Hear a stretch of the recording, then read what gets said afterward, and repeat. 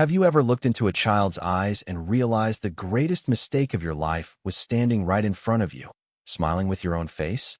My name is Ellis, 32 years old, architect, Brooklyn loft with the exposed brick and the view of the Manhattan skyline that still feels like a lie every single morning. I have a decent life, good clients, a circle of friends who think I'm healed, a gym routine that keeps the panic at bay. But the truth is simpler and uglier. I never stopped paying for the day I let Mason Reed walk out of my life. That crisp October Saturday, I was supposed to be meeting a client at the Central Park Carousel. Instead, I found myself wandering the Great Lawn, coffee gone cold in my hand, watching kids chase soccer balls under a sky so blue it hurt. One boy caught my eye immediately.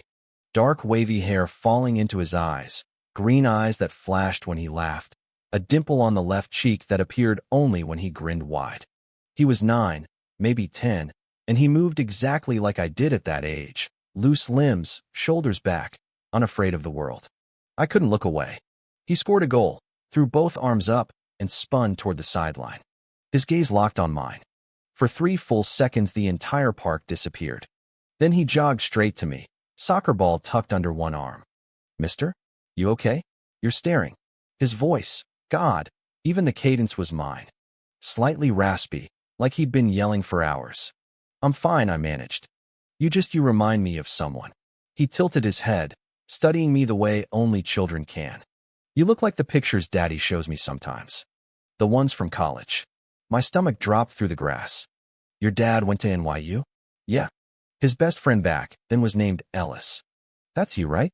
You have the same eyes." I couldn't speak. The boy stuck out his small hand.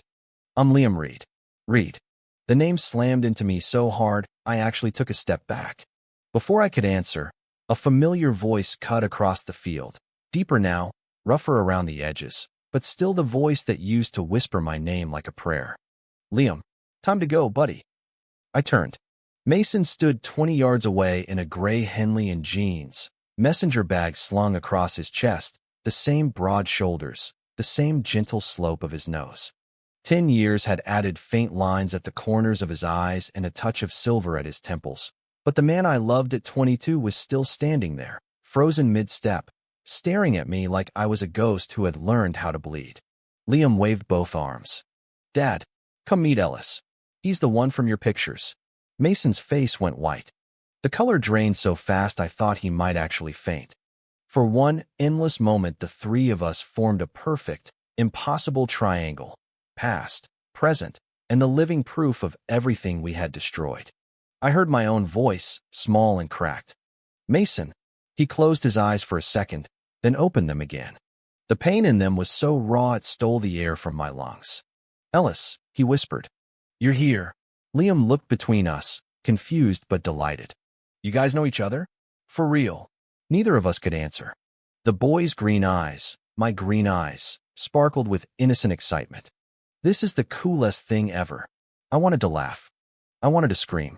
Instead, I stood there on the grass of Central Park, 10 years of silence crashing down around me, while a child who was the mirror of my own childhood tugged his father's sleeve and grinned up at the man who had once been my entire world. And I knew, with a certainty that terrified me, that nothing would ever be the same again. Mason recovered first. He always did. He crouched down to Liam's level, ruffled the boy's hair with a hand that trembled only slightly, and said in the calm teacher voice I remembered too well, "Liam, why don't you go grab your water bottle and say goodbye to your teammates? I need to talk to Ellis for a minute." Liam hesitated, sensing the shift in the air, but he was 9 and the world still made sense to him. He gave me one last brilliant smile. "Don't disappear, okay?" Then ran off. Mason stood slowly. The distance between us felt like miles and inches at the same time. "You look good," he said. The words sounded rehearsed, like he'd practiced them in the shower for years. I laughed once, sharp and ugly. "Don't." He flinched. "Ellis." "No. You don't get to Ellis me like we're old classmates." "That boy," my voice cracked. I pointed toward Liam, who was now high-fiving another kid. "He has my face, Mason. My eyes. My dimple. Explain that to me before I lose my goddamn mind." Mason swallowed hard. His Adam's apple bobbed. "Not here. Not in front of him." We ended up at a bench half hidden by a cluster of maples. The leaves were turning gold and red, the same colors I used to love because they reminded me of his hair in the sunlight. Liam played 20 yards away, occasionally glancing back at us like we were the most interesting exhibit in the park. Mason spoke to his clasped hands. After you left, after I made you leave, I couldn't let go of the dream we had. The surrogate was already pregnant. I paid her extra. I took full custody the day Liam was born. I never told anyone you were the biological father. Not even him. The world tilted. You stole my son. I protected him, Mason said fiercely, finally looking at me. His eyes were wet. My parents were threatening to sue for grandparent rights, to out us to the entire town, to destroy both our careers before they even started. I was 23 and terrified. I thought if I disappeared, you could have the life you deserved without my family's poison touching you. I wanted to hit him. I wanted to pull him into my arms. Both urges were so strong I had to grip the bench until the wood bit into my palms. You think I wanted a life without you? My voice was hoarse. 10 years, Mason. 10 years of wondering why the man who promised me forever woke up one morning and chose his parents over me. And now I find out there's a child, our child, who grew up thinking I was just some old college friend in a photo album. Liam chose that moment to run over, cheeks flushed, holding out 2 juice boxes. I got one for you too, Ellis. Dad said you like the orange kind. I took the box with numb fingers. Mason watched me with something between terror and hope. Liam leaned against his father's knee, completely unaware he had just handed me the missing piece of my soul in a tiny foil container. Are you coming to our house for dinner? Dad makes the best lasagna. Please. Mason's eyes met mine over Liam's head. In them I saw every apology he had never been able to say. Every night he had probably spent staring at the same ceiling I did, wondering what if.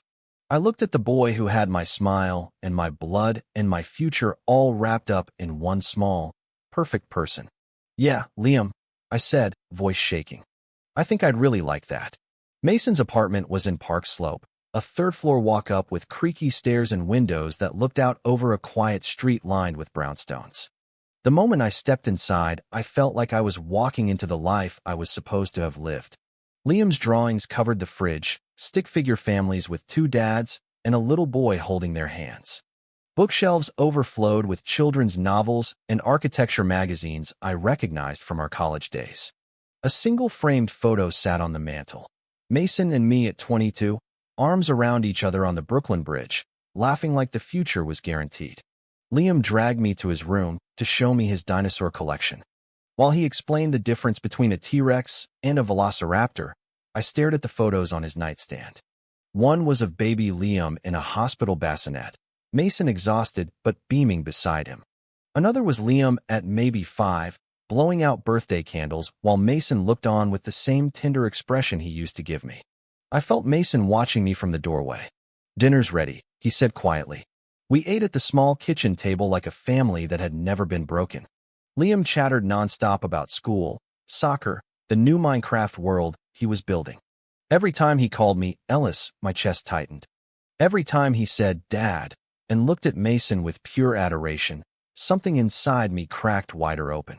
After Liam was in bed, after he made me promise to come to his soccer game next weekend, Mason and I sat on the couch with 2 glasses of red wine we barely touched. I was going to tell you, he said. 1,000 times I almost called. But the longer I waited, the more impossible it became. I told myself you had moved on, that you were better off. I wasn't. The words came out raw. I dated. I tried. Nobody ever came close to you. And now I find out I have a son who thinks I'm a stranger. Mason set his glass down. He doesn't think you're a stranger anymore. He hasn't stopped talking about you since the park. I laughed bitterly. Because I look like him. Because biology is a cruel joke. Because you're kind, Mason corrected softly. Because you looked at him like he mattered the second you saw him. The same way you used to look at me. Silence stretched between us, thick with everything unsaid. I never stopped loving you, he whispered. Even when I hated myself for what I did. Even when I married Sarah, just to shut my parents up for 2 miserable years before I finally came out for good. Liam was the only good thing that came out of all that mess. And he's yours, Ellis. He's always been yours. Tears burned behind my eyes. I stood up, paced to the window, stared at the streetlights blurring. I want to be in his life, I said. I don't know how we do this without destroying each other again, but I want to be his father. Not just some guy who looks like him in pictures. Mason came up behind me. I felt the heat of him, the familiar scent of cedar and coffee that still lived in my dreams. He didn't touch me. He didn't have to. Then stay, he said. We'll figure it out. For Liam. And maybe for us too. I turned. Our faces were inches apart. 10 years of missing him crashed over me like a wave. I'm so angry with you, I breathed. I know. I still love you. His eyes fluttered closed. God, Ellis. I never stopped. We didn't kiss that night. We stood there in the soft lamplight of the apartment he had built without me, breathing the same air, hearts hammering against the fragile new beginning we were both terrified to name. The next 3 weeks became a delicate dance of almost family.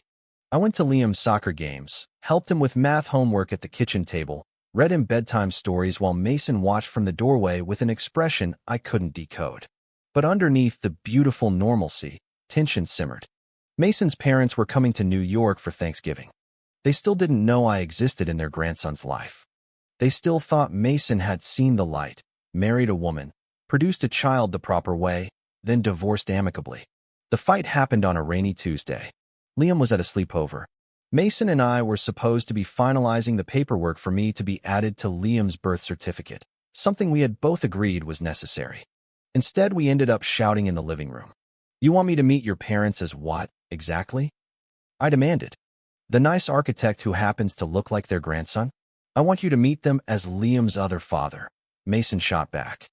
But they're still the same people who threatened to ruin us, Ellis. I'm trying to protect all 3 of us. By lying again? The words landed like a slap. Mason recoiled.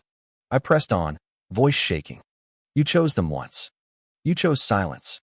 You chose to let me think I wasn't worth fighting for. And now you want me to sit at their Thanksgiving table and pretend I didn't give you our son. Tears spilled down Mason's cheeks. He didn't wipe them away. I was 23. I was scared. I thought if I lost them I'd have nothing.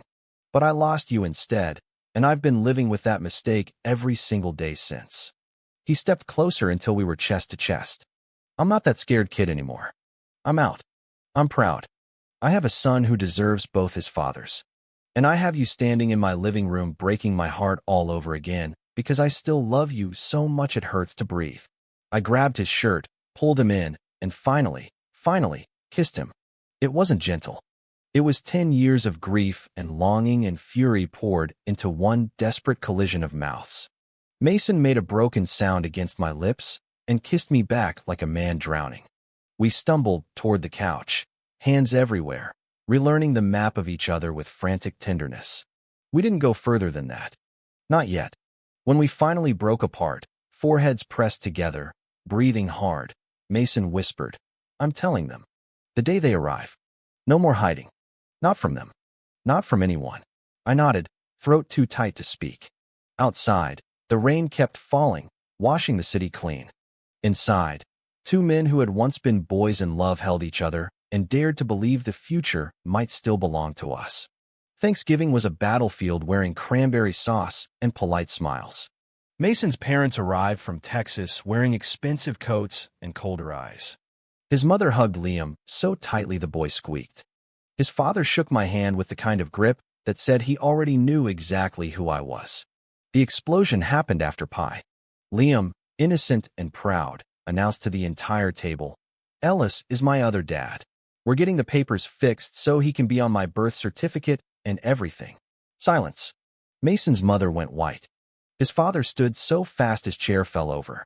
You brought that man into my grandson's life? He snarled at Mason. After everything we did to save you from this sickness? I rose slowly. With all due respect, sir, the only sickness here is the hate you taught your son. Mason stepped between us. His voice was steady, stronger than I had ever heard it. Dad, sit down. This is my family. Ellis is Liam's biological father. He always has been. And I love him. I never stopped. If you can't accept that, then you don't get to be part of our lives anymore. His mother started crying. His father looked like he'd been punched. Liam's small voice cut through the chaos. Grandma? Grandpa? Why are you mad? Ellis makes Dad smile the way he does in all the old pictures. Isn't that good? The boy's simple logic shattered something in the room. Mason's mother looked at her grandson, at the perfect blend of the two men she had tried to keep apart, and something in her face softened. Not acceptance. Not yet. But the first tiny crack in 10 years of iron will. They left early. Later that night, after Liam was asleep, Mason and I stood on the tiny balcony wrapped in one blanket, city lights glittering below us. They might never come around, he said. I know, but we have each other. And we have him. I turned in his arms, cupped his face. We have everything we were always supposed to have. We kissed under the cold November sky, slow and sure this time, the kind of kiss that promises decades instead of desperation. Christmas morning, the three of us sat on the living room floor in matching pajamas Liam had insisted we all wear. Snow fell softly outside the windows. The tree glowed with lights we had strung together the night before, arguing over which ornaments went where and laughing until we cried. Liam tore open the last present, 2 tickets to the dinosaur exhibit at the museum and a small velvet box. Inside were 2 identical silver rings, one sized for a man, one for a 9-year-old's finger. Liam read the inscription aloud, voice full of wonder. Forever family. He looked up at us, eyes shining. Does this mean we're getting married? Like for real? Mason laughed, the sound bright and free. One day soon, buddy. When the paperwork is done and your other dad and I are ready to stand up in front of everyone and say the words we should have said 10 years ago. I slid the larger ring onto Mason's finger, then helped him put the smaller one on Liam's. My hands were shaking. Later, when Liam was playing with his new dinosaur set, Mason pulled me into the kitchen and kissed me slow and deep, tasting like hot chocolate and forever. I was so lost without you, he whispered against my mouth. I was only half alive, I answered. We stood there in the warm light of our kitchen, our home, while our son laughed in the next room, and I understood something I had never quite believed until that moment. Love doesn't die. It waits. It grows in the quiet spaces between heartbeats. It comes back wearing the face of a child who looks just like you and calls you dad for the very first time. 10 years ago, I thought I had lost everything. Today I realized I had only been waiting for my family to find me. Personal reflection. This story taught me that the bravest thing any of us can do, gay or straight, is to choose love even when the world screams that we're wrong. Mason's journey from fear to fatherhood, Ellis's long walk back to forgiveness, and Liam's innocent wisdom remind us that family is never defined by blood alone, but by the daily decision to show up. If you're carrying a love you buried out of fear, maybe today is the day you dig it up. The face smiling back at you might just be the one that was always meant to complete your heart. Love fiercely, forgive loudly, and never underestimate the healing power of a child who looks like home.